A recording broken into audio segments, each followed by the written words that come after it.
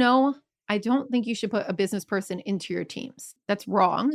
That's like a legacy old thing that we used to do back in the 90s. That's how we used to do it, but that's not how we work anymore. The thing is that we need to make sure that we're communicating as product managers to help build trust into the business by showing them that we know what we're talking about when it comes to the business. And the more you have those conversations, the more they're going to trust you. Hello, and welcome to an episode of Dear Melissa from the Product Thinking Podcast. The lines are now open, and we're ready to answer your most pressing product questions. Which prioritization framework would you recommend and why? Hi, Melissa. Do you have any suggestions on developing a product strategy? Whoa. That's a lot of questions. All right, let's dive in. Hello, and welcome to another Dear Melissa, and Happy New Year. Can we still say that? Have you been in 8,000 meetings where we start with that? Somebody says Happy New Year. Oh, it's the middle of January. Can we still say that? Because I have, and I will be one more to add to your list. But Happy New Year. I hope your new year is kicking off to a great start. Mine sure is, and I'm excited to dive into these questions that we have today. We've got lots of great questions rolling in from dearmelissa.com. And I want to remind you that you can go there too and ask me your questions. This is how I've been connecting with you, answering your questions, making sure that a lot of you can hear the answer because a lot of you ask the same questions, which is great. We're all going through the same problems as product managers or people in technology companies out there. So I want to make sure that I can get you the information you need to succeed. So if you have a question for me, go to dearmelissa.com and submit it. Can't wait to read them. But today, we've got 3 questions, which I'm excited to dive into because they are common problems that I've seen. One is about a large traditional company where we are splitting out our tech product managers and bringing in people from the business side to also be product managers and having 2 different roles for them, which I'm not a fan of. So I will talk about why. Our next question is going to be about what level of detail product managers need to provide to their engineering team. And then we're going to finish off with when is the right time to join a startup as a product manager? And when is a startup too early to actually join and be successful? So good questions. Let's dive in. Dear Melissa, I'm a lead product manager in a large traditional company where product teams inside our tech department build software products. We're hearing that our work needs to be more business-led rather than tech-led, and I've been asked to include a business owner from outside technology in the teams. I'm worried that this will slow decision-making and reduce our time to market. It also tells me that the tech PMs aren't trusted to make decisions for the company as a whole. It feels like a step towards seeing technology as core to our business, but it also feels like a step backward in empowering our teams. How should I tackle this? All right. I have a couple issues with the way that the management team is handling this, but I'm sad to say it's not something I haven't seen before. This happens a lot, especially in companies that are going through transformations. And in ones where maybe it sounds like you're a large traditional company too. So that means that you've got this old mentality of like, hey, the IT tech team is over there and they do like infrastructure. And then our business side is over there and they do all the real work. So you're coming back from a legacy of that. And now while the business does see tech as an integral part of their business strategy, which is why they want to bring the business people in, they don't know how to handle that. And they also have all of these old preconceptions about who you are as tech PMs. So that's what we're fighting. So first thing to address, they're assuming you don't know about the business as a whole. They're looking at you as like, oh, look at our little IT people over there. They're just in databases. They don't understand what we do. So this is a good question to ask and look at in your company. Have they shared the business strategy with you? Right? They're like, oh, our tech PMs, they don't understand the business. Have they tried to communicate what that strategy is to you? A lot of the times they have not. So ask, have they shared the business strategy with you? Have they defined good goals? Have they communicated and deployed that strategy down in a way that you can manifest it into product? Has the middle layers of product management interpreted that strategy into a roadmap that you can follow on a team? If the answer is no, then they didn't even give you a fighting chance to understand the business, and that is their problem. Maybe they don't know what deploying strategy looks like. And I have worked with tons of large traditional companies that have no idea what to do to connect a business strategy down into a product strategy. A lot of times there isn't really a firm business strategy that is actionable either. So that may be a big gap. They might not know how to do that. And because they don't know how to do that, they're not seeing the business results. So they're going, oh, the tech PMs don't know what they're doing. They're not doing business stuff. And that's where this is coming from. So really dig into that. Do we have a good strategy deployment process? Could be a problem. Maybe the upper echelons of your product team aren't communicating well enough with the business side to ask for these things, or they don't know how to ask for these things, or that they're even missing in the first place.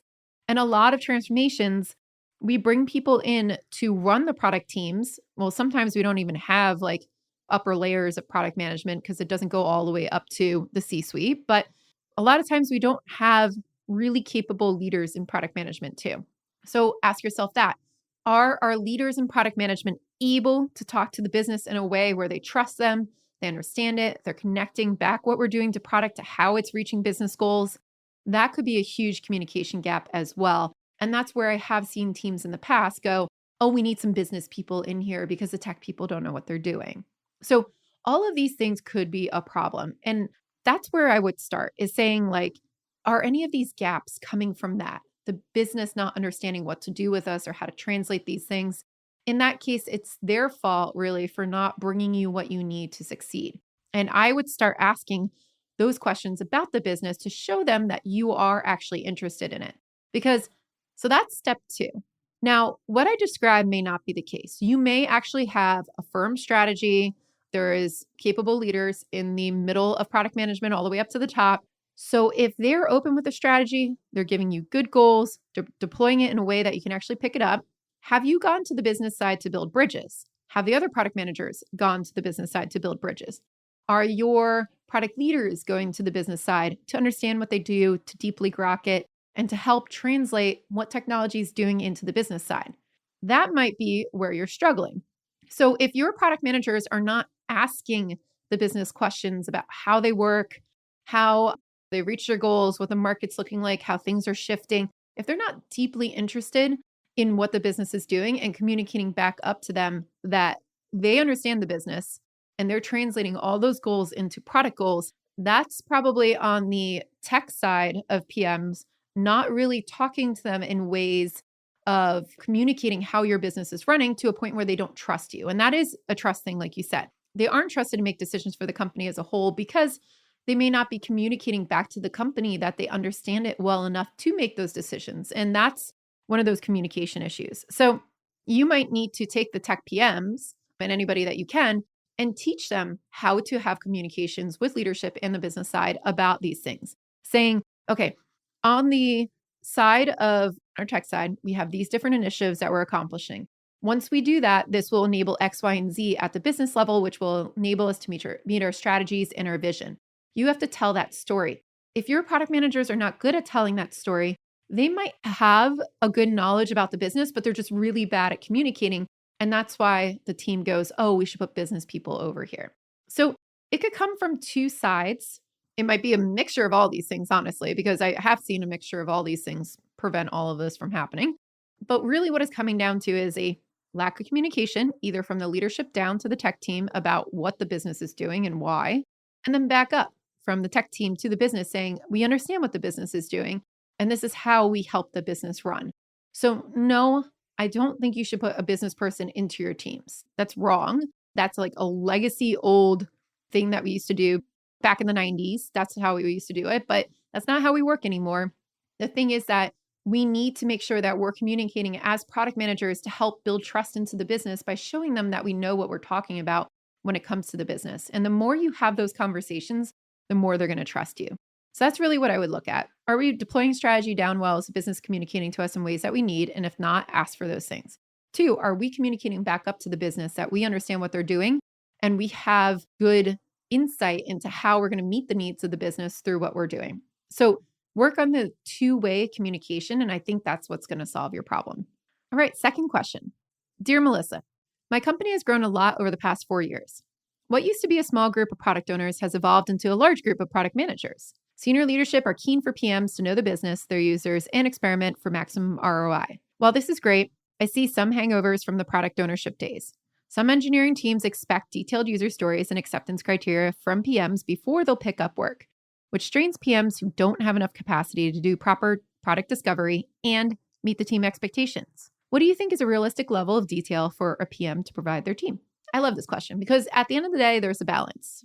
There is a big balance here about how much information we need and what our cultural capacity is to meet the expectations of how much information there is. So let's start here.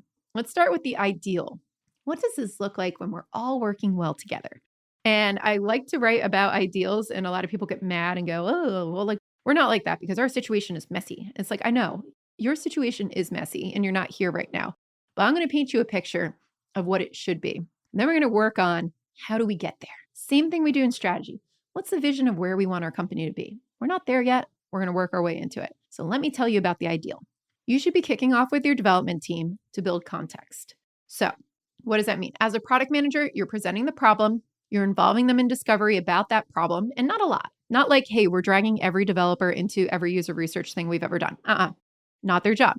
They're coming to a few interviews a year, not a ton. But what you're doing is taking all the things you learned through discovery and distilling it back into good information for them to keep them abreast of what's happening. You are basically digesting all that information, you or the user researchers or whoever's doing this discovery, right? Digesting that information, repeating it back to them to keep them involved so that they can build context. Once you have accomplished discovery, maybe done a little bit of experimenting to figure out what it is you should be building, now you build the vision and you involve people in that vision. You involve the developers and you involve the UX designers and you involve your user researchers, everybody. And you need to end in some kind of document thing that builds context. You outline where you're going. You've got some good mock-ups of the vision to make it tangible from your UX designers. And you present that back to the developers and you talk about how the user should be using it, what's good, what are you not doing, what are you doing, what they should be able to accomplish, and what the goals are. Once you build that context, the developers can now start to fill in the gaps when you break down the stories. So now we're breaking down stories at a higher level. They're accompanied by wireframes that specify more information in there. So our user stories don't have to be like, push a button here. If we have a great clickable prototype wireframe out there, the developers can see where the buttons are. They can see if you click on that button, it should take you here. Those types of context things come in through UX design. They come in through conversations, but you shouldn't have to spec out every single little detail into 18 different pages because you've built the context. They should be able to fill in some of those gaps. You are going to have to do some higher level lightweight acceptance criteria. What's good, what's bad. But a lot of this should be back and forth, right? The developer should be going and building things, showing it to you. You should be working through it together. But if you build that context, they're going to be very close to what you want in the end because they know where it's going. They know what you're doing. So they should be able to get really, really far on their own with some lightweight specs and lightweight user stories to actually fill in those gaps because we worked on that. If you don't build that context before, that's where they're going to come and ask you for all the different little details. I've had a lot of teams tell me exactly what you're saying. My developers bother me like 24/7 asking me questions, so I can't actually go out and do discovery. And it's because they didn't build the context. They didn't tell them what should be expected, how people should move through the products, what the end goals were. And when you build that context, when we actually did these kickoffs, we built these docs, and I'm not talking about like 80-page docs. I'm talking about like a nice little presentation about how this should work and what the goal is and use a lot of visuals and that type of stuff. That's how we build context. When we do that, a lot of the questions go down because we're empowering the engineers to be able to fill in the information. Now, there is also a cultural barrier. A lot of engineers have been burned before because they didn't build exactly what was in the PM's mind that was not spec'd down in highly great detail, and they got in trouble for it. So what do? They asked for heavily detailed specs. That's a trust issue for the engineers. It's not that they don't want to think for themselves. It's that they have never been rewarded for doing so. The company saw them as code jockeys. So what did they become? Code jockeys, right? Give me what you want me to build and I'll build it. They didn't reward them for thinking. Nobody rewarded them for thinking. And if they did think or do something slightly different, they probably got punished for it. So think about that. How do you shift your reward system for the development team as a whole and for product managers as a whole, for everybody, right? Which is, how do we get to outcomes? How do we all focus on the outcomes of where we want to go? I had a great relationship with my developers where we could do these high level specs. They might see something and be like, hey, this was really confusing, so I decided to change it. And I'd be like, great, fantastic. I'm so happy you took that initiative. That works so much better. Now I don't have to like get involved every little detail on here. I can go and do the higher level work that I need to do. That's where you should get to. So reward your developers for thinking outside the box. Reward them for bringing up issues. with product or UX. Don't be like, this is territorial, this is my area. And then you'll start to see them get a little more comfortable with ambiguity. We really need to shift how we're all focusing on the outcomes and not just building exactly what somebody saw. So that's kind of the difference between a product owner mindset and a product manager mindset is we are not just about speccing every little detail into stories. We're about bringing the team along with this journey and encouraging people to fill in the gaps where needed. And I'm not saying go in there and just drop 3 stories and tell your developer to figure it out on a big product. No, you do need to get to a level of breaking down what we're going to build. But the more you have good wireframes, the more you have good context, the more the developers can fill in the gaps for themselves. Did you know I have a course for product managers that you could take? It's called Product Institute. Over the past 7 years, I've been working with individuals, teams, and companies to upskill their product chops through my fully online school. We have an ever-growing list of courses to help you work through your current product dilemma. Visit productinstitute.com and learn to think like a great product manager. Use code THINKING to save $200 at checkout on our premier course, Product Management Foundations. All right, last question. Dear Melissa, in my whole career as a product manager, I've always worked with new products, but in well-established companies. Recently, I was lured to leave a job where I really liked to work in a very young startup as a head of product. So I learned about the company vision. I worked on a new product strategy. I researched customers and competitors. I suggested a pricing plan. And then I prepared the full backlog for the MVP with the hypothesis we had in mind to start testing the product with some beta customers in an early adopter plan. Just before starting to put this in place, I learned that I was being let go because they realized they made a mistake in hiring a product manager in such an early stage and they couldn't justify my salary at this time. Is there a good timing for joining a startup? Were they right in saying that the company was too young to have a product manager?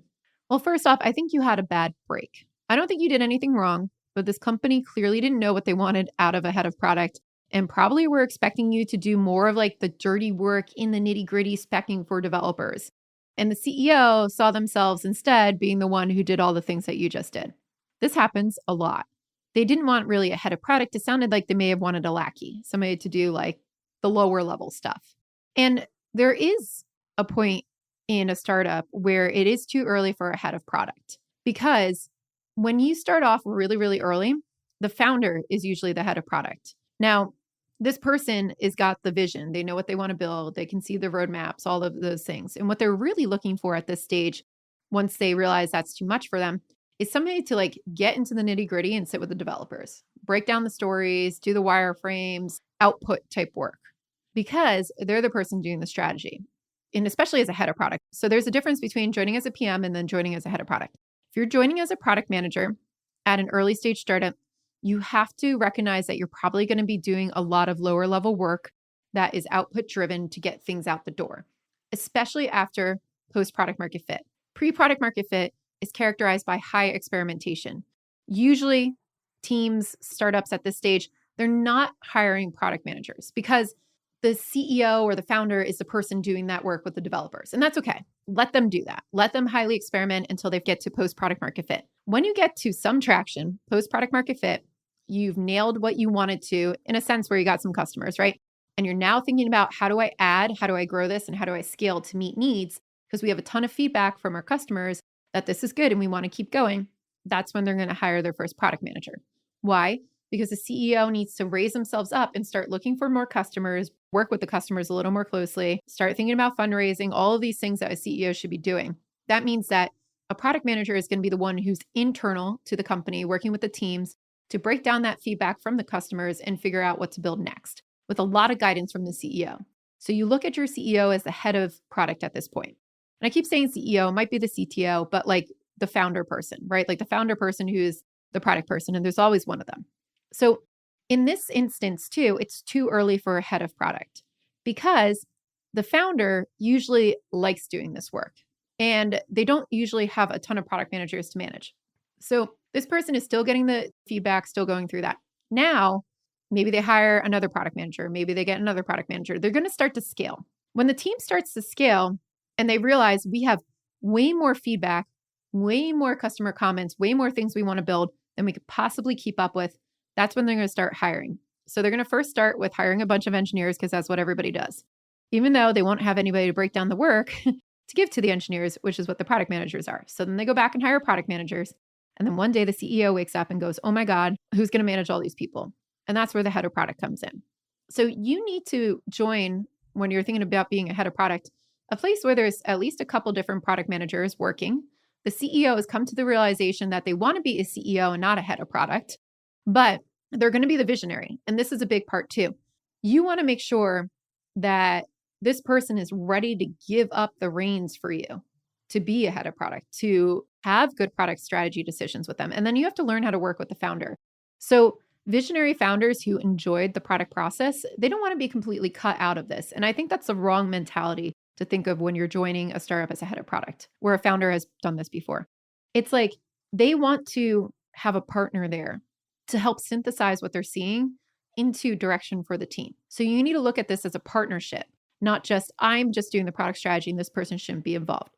Think of it as providing the structure for the founder that they never had because they probably weren't a product person before, to help them manifest what they want to do with the company vision. And once you build the trust with the founder, you push back in places where you don't agree with, but in respectful ways.